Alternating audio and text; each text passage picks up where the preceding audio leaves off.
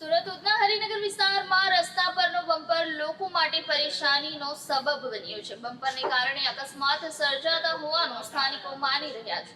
ઉધના વિસ્તારમાં આવેલ હરિનગર નાયરા પેટ્રોલ પંપની સામે બમ્પરથી સ્થાનિકો પરેશાન થઈ રહ્યા છે. વારંવાર મનપાના ઉધના ઝોન ખાતે ફરિયાદ કરતા આજ દિન સુધી કોઈ નિકાલ નહીં આવતા સ્થાનિકો રોડ પર આવી ચિંતા જતાવી હતી.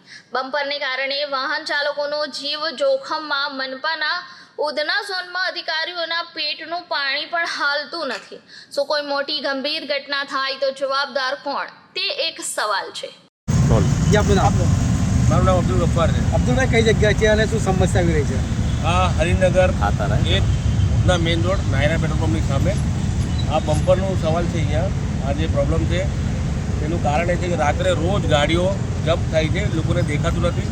4 વ્હીલર 2 વ્હીલર 3 વ્હીલર મહિનાની અંદર 25-30 અકસ્માત એવું પક્કું છે. રોજના એક થાય છે.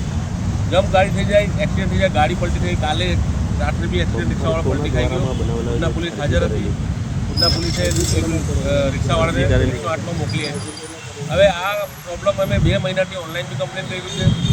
લોકોને બધાને જાણ બી કર્યો, પેલા સોશિયલ વર્કરોને બી અમે જાણ કરી રહી છે, પણ છતાં કોઈ રિઝલ્ટ એનું આવતું નથી. ઓનલાઈન અરજી આપણે 4 થી 5 વખત કરી છે, જેનો મારી પાસે મેસેજ બી છે. એ લોકોને પેલા ઇન્જિનિયરનો નંબર બી આપ્યો છે. એ લોકોએ ઇન્જિનિયરને નંબરને ફોન કર્યું તો બી એ લોકોએ કંઈક સોલ્યુશન આનું લાવ્યું નથી. ઇન્જિનનું નામ શું છે અને શું કહેવામાં આવે આપણે છે? તો 15 દિવસ મહિનોથી યાદ નથી. એ લોકો નંબર મારા મોબાઈલમાં છે, પણ તમે લોકો અમે અમારું કેવું છે કે આ ન્યૂઝના માધ્યમે અમે તમને જણાવવા માંગીએ છીએ કે આ અમારું કંઈ તમે સોલ્યુશન લાવવા. બમ્પર કેટલા દિવસ પહેલાં બનાવવામાં આવ્યો હતો અને આ બમ્પર શા માટે બનાવવાનો કારણ? બમ્પર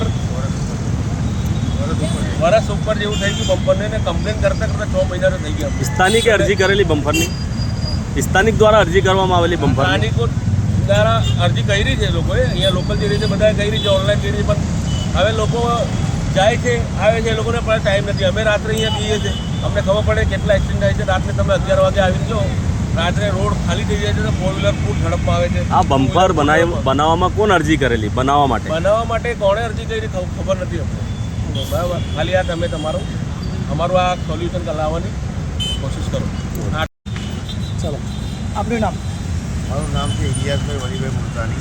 વિલેશભાઈ, શું સમસ્યા છે? કઈ રીતની અહીંયા જે ગાડીઓ જાય છે, કઈ રીતના અકસ્માત થાય છે અને કોના દ્વારા અકસ્માત થાય? આ બમ્પરના કારણે છે ને, જેટલી બી ગાડી રાતે જાય છે ને એને બમ્પરનો નાથી પટ્ટા દેખાતા એ ગાડી બિચારા ઉછળીને લોકો પડી જ જાય છે. એમાં કેટલી મોત બી થઈ ગઈ છે. પોલીસવાળાને બી ખબર છે કે કેટલા એક્સિડન્ટ થાય છે. ઓનલાઈન કમ્પ્લેન બી બહુ આપેલી છે. ને આ બમ્પર હટી જાય તો એક્સિડન્ટ અકસ્માત ઓછું થઈ જશે. અત્યાર સુધીમાં કેટલા અકસ્માત થઈ ચૂક્યા છે અને કેટલો ગાડીઓ કમથી કમ બી રોજના જ થાય છે. રોજ રાતે અમારું ઘર સામે જ છે. રોજ રાતે જોરથી અવાજ આવે છે. ઊંઘમાંથી ઉઠી જાય છે બ્રેક મારવાના. કેમ બમ્પર કેમ નહીં દેખાવામાં આવતું? એનું કારણ આ લાઇટના રિપ્લેસના કારણે આ પટ્ટા દેખાતા નથી આ લોકોને.